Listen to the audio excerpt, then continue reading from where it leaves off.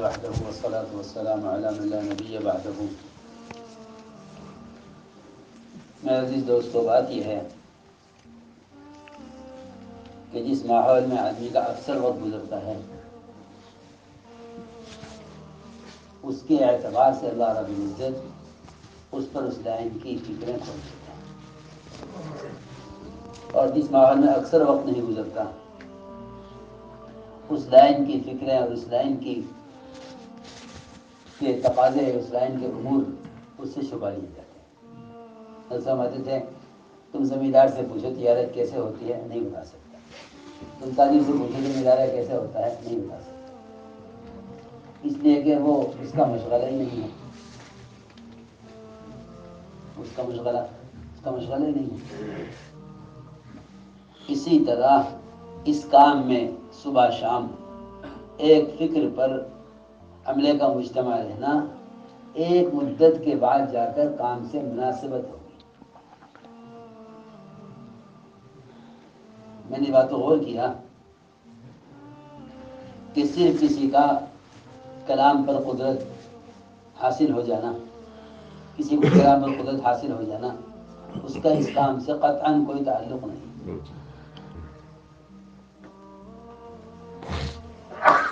اس کی وجہ یہ ہے کہ جس آدمی کو کلام پر قدرت نہیں ہے مجمع میں، اگر کچھ بول لیتا ہے تو وہ یہ سمجھتا ہے کہ اب میں کام والا ہو گیا.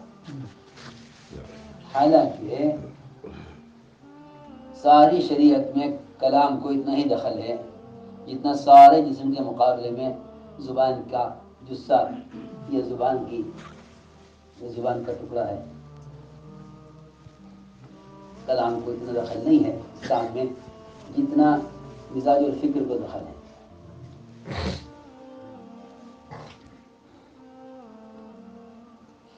اس لیے میں نے عرض کیا کہ عملہ وہ ہر وقت کام کی فکر میں اگر وہ اجتماعی ماحول سے نکلے تو اللہ تعالی اس چیز کو مانگ کر ہے کہ اے اللہ، اجتماعی فکر سے میں الگ ہوا ہوں اپنے کسی ذاتی تقاضے کے لیے، تو مجھے اجتماعی فکر کے سلسلے سے محروم نہ فرما. اجتماعی فکر کے یہ بہت اہم بات ہے. اجتماعی فکر کا ایک سلسلہ ہے اور وہ سلسلہ متاثر ہو جاتا ہے جب آدمی اجتماعی ماحول سے کسی شخصی حاجت کے لیے نکل جاتا ہے. مسلسل جب تم بیان یا مشورے یا تجاویز کے ماحول سے باہر نکلو تو بس اللہ تعالیٰ سے اس بات کو مانگتے رہا کہ اللہ تو ہمیں اس کام کے فکر کے سلسلے سے محروم نہ فرما. کیونکہ جب کوئی عارض داخل ہوتا ہے نا کسی کام میں تو وہ عارض بعض مرتبہ چلنے والے کے رخ کو بالکل بدل دیتا ہے.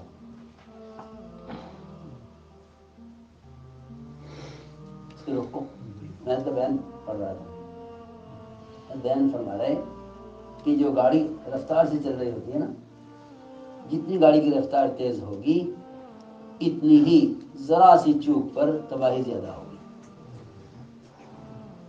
گاڑی کی رفتار سست ہو تو اس میں زیادہ بڑے حادثے کا اندیشہ نہیں ہے. رفتار گاڑی کی جتنی زیادہ ہوگی اتنا حادثہ بڑا ہوگا. تو جو کام جتنی قوت سے چل رہا ہو، اتنی تیزی کے ساتھ چل رہا ہو، اس میں ڈرائیور کو، چلانے والوں کو اتنا ہی زیادہ ہر وقت فکر مند اور متنبہ رہنا چاہیے.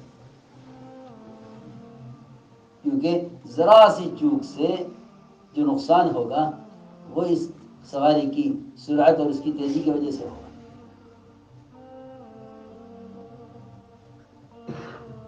سواری کی سرعت ہے نا، اس کی وجہ سے اعتبار سے نقصان ہوگا.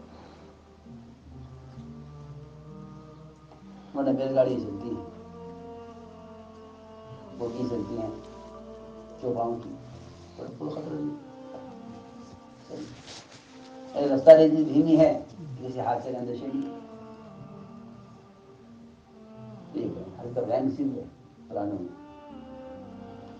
کہ اسٹیئرنگ ہے اس کے ہاتھ میں، ادھر گھما دے تو کھائی ادھر گھمائے تو سیدھا راستہ، ذرا سی چوک ہو جائے تو کہیں سے کہیں پہنچ جائے۔ اس لیے بات یہ ہے کہ یہ وقت کام کے شباب کا اور کام کے استقبال کا ہے۔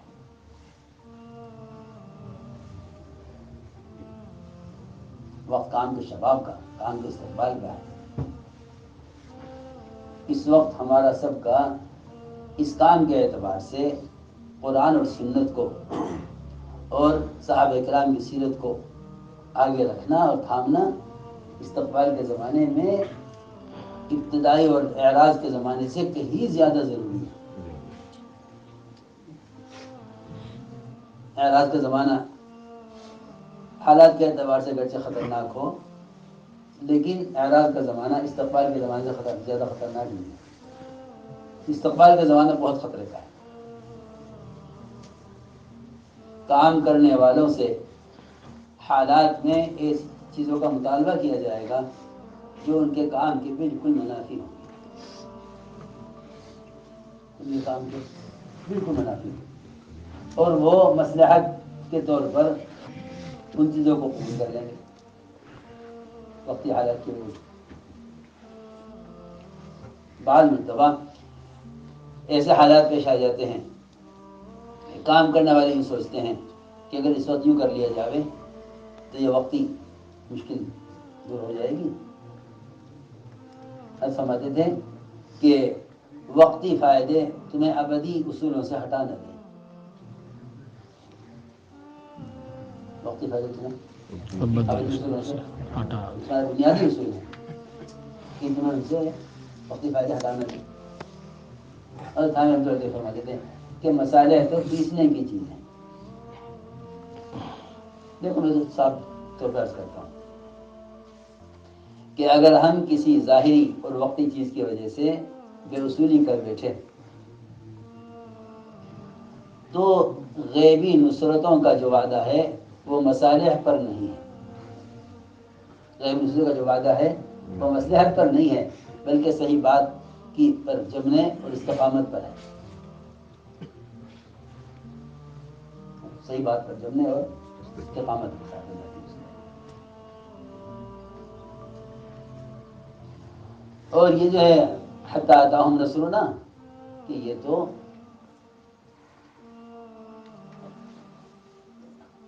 غایت اذیت کے لیے ہے۔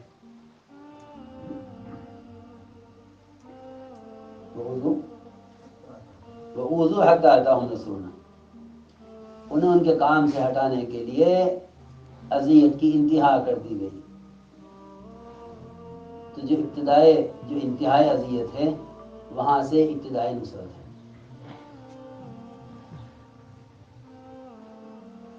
حتی اتاہم نصرنا یہ ابتدائی نصرت نے بتانے کے لیے نہیں ہے، بلکہ حتی اتاہم نصرنا کیا ہے؟ غایت اذیت بتانے کے لیے۔ وضو حتی اتاہم نصرنا، غایت اذیت بتانے کے لیے ہے۔ حتی کا مطلب یہ ہے کہ تمہیں اذیتوں کی وجہ سے کوئی ایسا قدم مت اٹھانا ہرگز جو تمہارے کام کے مزاج اور تمہارے کام کے طریقے کے خلاف ہو۔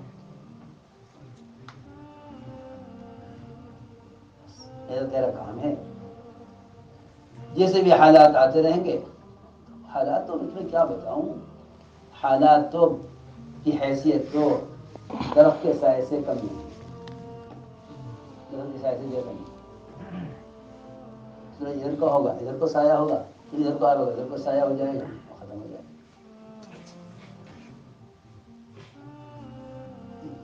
یعنی کسی حال کو باقی رکھنا سمجھنا حال کے ترجمے مفہوم کے بھی خلاف ہے۔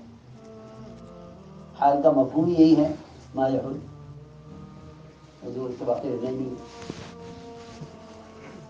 اس لیے حال کی وجہ سے کسی بنیادی چیز کو بدل دینا یا چھوڑ دینا وہ بنیادی۔ دوسری بات یہ ہے کہ ایسے موقعوں پر کام کے طریقہ کار کو بدلنے کے لیے لوگ مشورہ دیں گے تو بھائی تم یوں نہیں یوں کرو، بھائی ہم تو کبھی ایسے کچھ کرتے نہیں ہیں، یہ قرآن حدیث کھلا ہوا ہے، ہم سب اس کے پابند ہیں، اور کیا یہ ہمارا طریقہ کار ہے،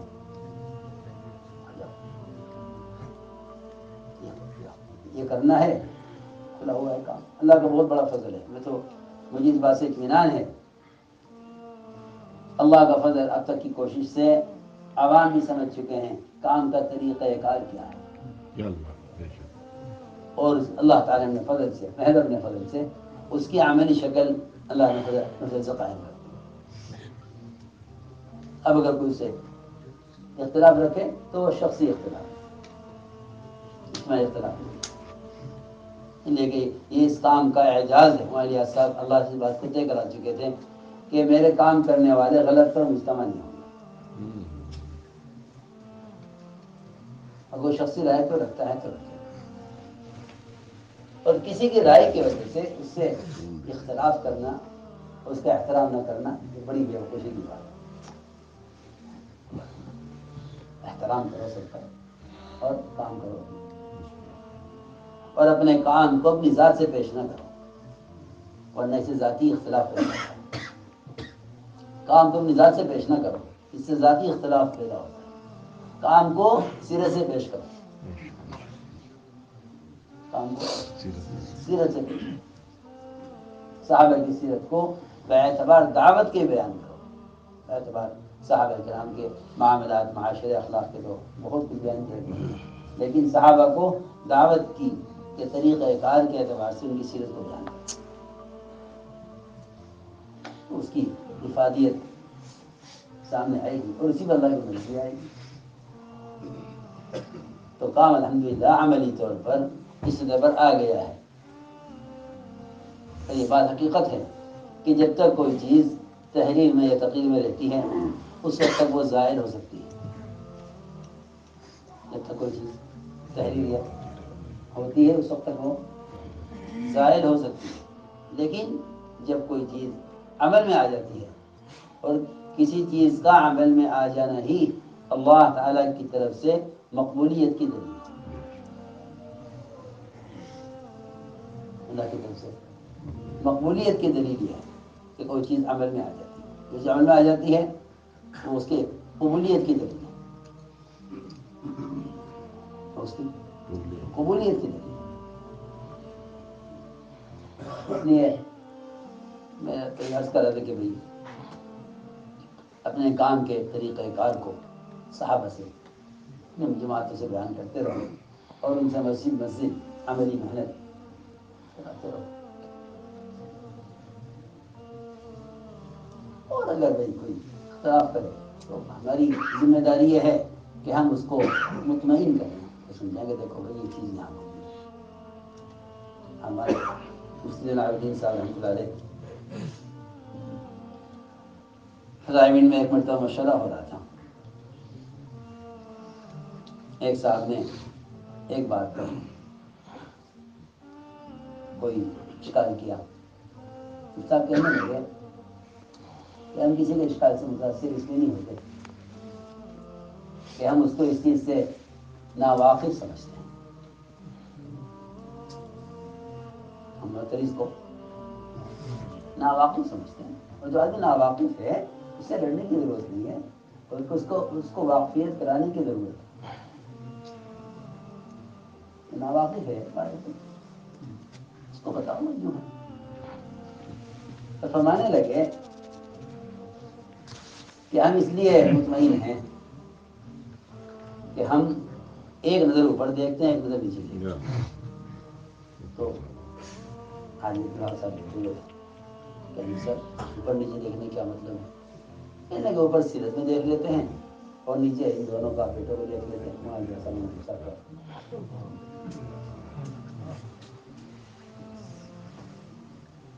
اس کے بعد اگر وہ کہتا یوں نہیں یوں، تو اس کی اپنی ذاتی اس کا فہم ہے، اس کی ذاتی رائے ہے، اور کام اس کا پابند نہیں ہے کہ بھئی سب کی رائے کا خیال کر کے سب کے اتفاق سے کام کو صحابہ کی سیرت کے تابع ہیں، اور ہم سب چھوٹے بڑے ان کی سیرت کے تابع ہیں، ہم میں سے کوئی آدمی ایک دوسرے کی رائے کے تابع نہیں ہے۔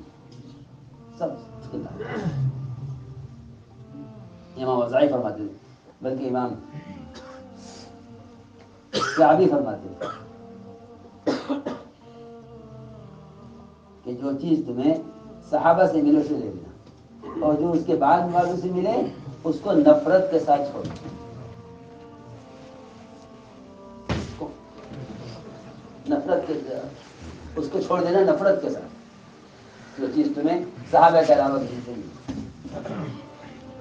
اس کو چھوڑ دینا نفرت کے ساتھ، ناگواری کے ساتھ.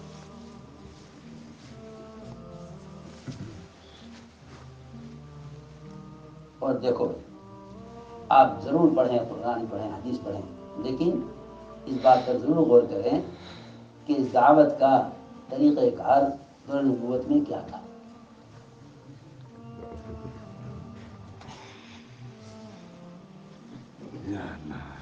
اور مسجد نبوی کے کیا معمولات ہیں. ہم میں سے ہر ایک کی کوشش یہ ہو کہ جانے والی جماعت اپنی مسجد کو اس معمول پر لانے کا عزم لے کر جائے.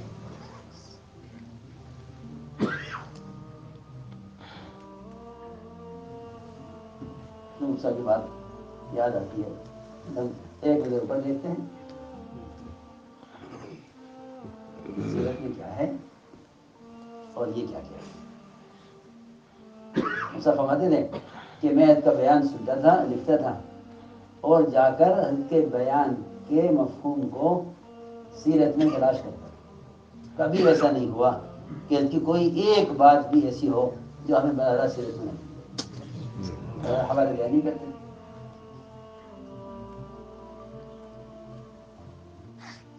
کسی نے حضرت سے کہہ دیا کہ حضرت آپ بیان کرتے ہیں، بیان میں حوالے دے دیا کریں، بیان میں حوالے دے دیا کریں. حضرت نے فرمایا میں تو چاہتا ہوں یہ کام کے حوالے ہوں، تم چاہ رہے کہ مطالعے کے حوالے ہو جائیں. میں حوالے دوں گا تو یہ مطالعہ کریں گے، کام نہیں کریں گے. اگر حوالے دوں گا تو یہ تو مطالعہ کریں گے یا کام نہیں کریں گے. اور یہ حضرت کہ یہ ہمارے پاس امانت ہے، ہم جو چیز اوپر پائیں گے اسے مجموع کا نقل کریں گے. یعنی حیات الصحابہ کی اکثر تصنیف، حیات الصحابہ کی اکثر تصنیف جو ہے وہ سفر کی ہے، کیونکہ نظام دن وقت ملتا تھا. فرماتے تھے مجھے جتنا اس کتاب سے دعوت سمجھ میں آئی ان کتابوں سے، وہ خروج کی وجہ سے. سارے حوالے حضرت حیات صحابہ کے مسودے کے سارے حوالے اور نشانات حضرت سفر میں لگا. کنز العمال اچھی خاصی رنگی کتاب ہے، بس پوری سفر میں ساتھ رہی اور اکثر حوالے کنز العمال کے. یعنی اجتماع گاہ پہنچنے کے بعد جب گاڑی اندر داخل ہو جاتی، قیام گاہ تک پہنچ جاتی، وہاں سے ہلایا جاتا تھا کہ حضرت اجتماع گاہ آ گئی. تب حضرت قلم بند کرتے. اس درمیان کچھ پتہ نہیں چلتا تھا کہ کہاں سے ملے گا کہاں. حضرت کو ہلا کر گاڑی رک جاتی ہے، پتہ نہیں گاڑی رک گئی نا، مطالعے میں بھی وہاں ہدایت ہو گیا کیونکہ وہ جو کھڑے نے استقبال کی تو وہاں حضرت کی کتاب آئی.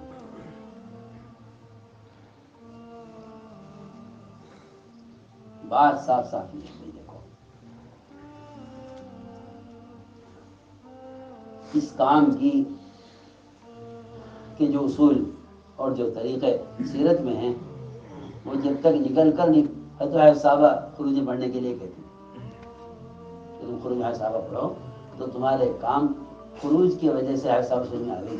اور اگر تم نے اسے خروج کے بغیر پڑھا تو تم اس کی مراد اور اس کا عنوانات تمہارے سے بھی نہیں آئے. کیا مطلب جب تم کام کے عملی میدان میں ہوگے تب پتہ چلے گا کہ ان استنباط کا اصل مقصد کیا تھا.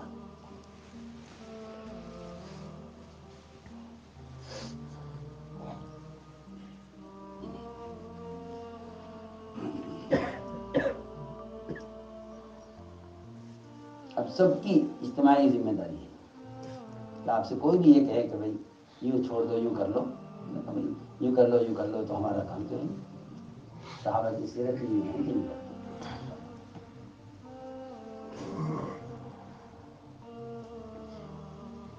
یعنی سارے دین اور سارے معاشرے کی اصلاح کا مدار ہی اعمال مسجد پر ہے،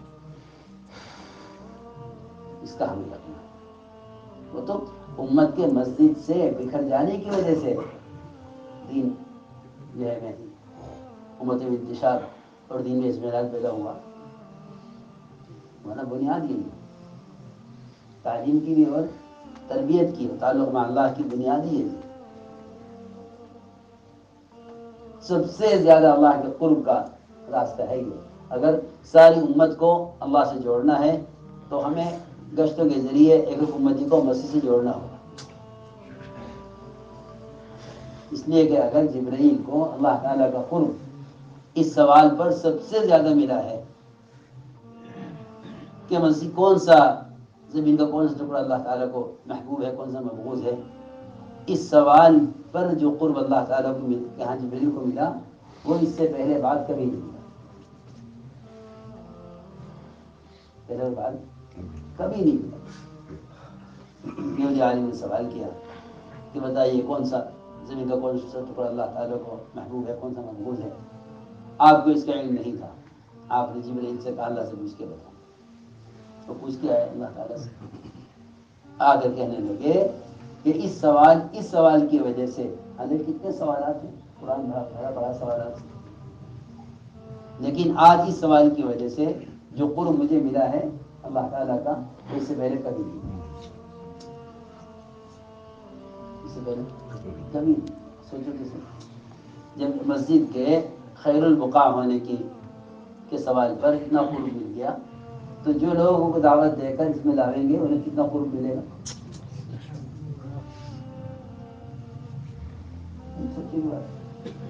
انہیں کتنا قرب ملے گا اللہ کا۔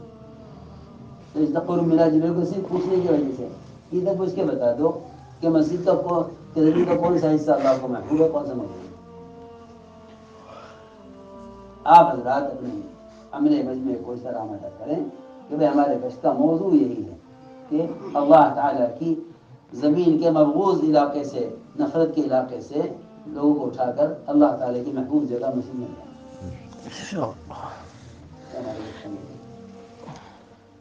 کوئی اگر اس موضوع سے لڑتا ہے تو لڑے، سیرت میں صاف ہے، صحابہ کو خوشامد کرنا ثابت، گلیوں میں راستوں میں۔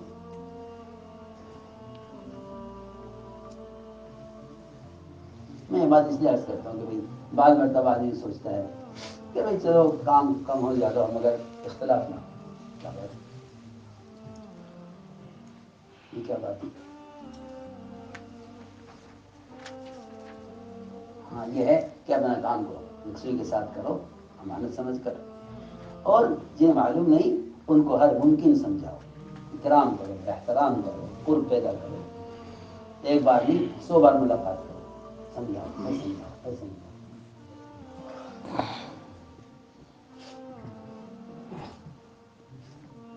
لکم دینکم ولی دین، یہ تو کافروں کے لیے ہے، ہونے کے لیے نہیں۔ مسلمان ایک جماعت ہے، مسلمان ایک جماعت ہے، لکم دینکم ولی دین، کافروں کے لیے۔ سلام اعراض بھی کافروں کے لیے ہے، مومن کے لیے سلام اعراض نہیں۔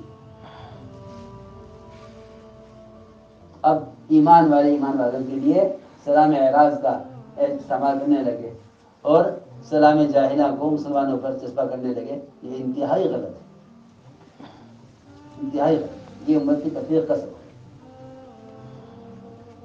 یہ امت کی تفریق کا سبب ہے۔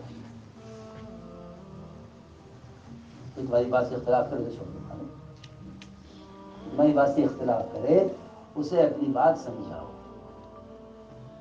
پھر سمجھاؤ، اور پیار محبت اور اکرام اور قرب کے ساتھ سمجھاؤ۔ اور سمجھتے تھے جب تم کسی کو بات سمجھانا چاہو اس کی اتنی خدمت کر لو کہ وہ یہ سمجھ لے کہ مجھ سے اس سے زیادہ مجھ سے کوئی محبت کرنے والا نہیں۔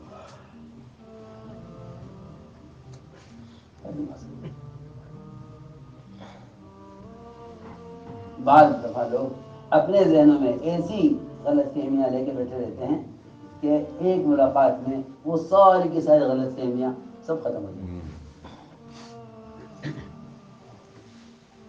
تو داعی کے مزاج میں استغنا نہیں ہونا چاہیے. آؤ نہیں آتا نکالنا. وہاں تو اذیت دینے والے کفار کو لانے کی کوشش کی جا رہی ہے. یہاں کوئی کام کرنے والا کوئی مستقبل گنجائش نہیں. جب ایک کافر سے استغنا نہیں ہو سکتا تو ایک مومن سے استغنا کیسے ہو سکتا ہے؟ کافر سے استغنا نہیں ہو سکتا. اللہ کی مخلوق ہے، اس کو جہنم سے بچانا ہے، پر مومن سے استغنا کیسے ہو سکتا ہے؟ میں کہا کرتا ہوں کہ جس کا تعارف ہو وہ کوشش کرے اس سے تعارف پیدا کرنے. ہاں تعارف تو ہے لیکن تعارف تو ہے مگر تعارف نہیں ہے. اور صرف تعارف سے امت میں اجتماعیت نہیں ہو سکتی. ہاں یہ وہ ہے، یہ وہ کافی نہیں. جب تک آپس میں الفت نہ ہو. یہ تعارف کو یعنی تعارف کے لیے استعمال کیا تھا. انفرادی طور پر ہر ایک سے ملنے کی کوشش کرو اور کچھ نہیں، صرف کام سمجھو، صرف کام سمجھو.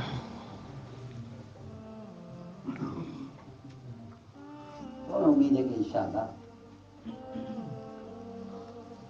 اجتماعیت اسی سے عمل میں آ گئی. انشاءاللہ.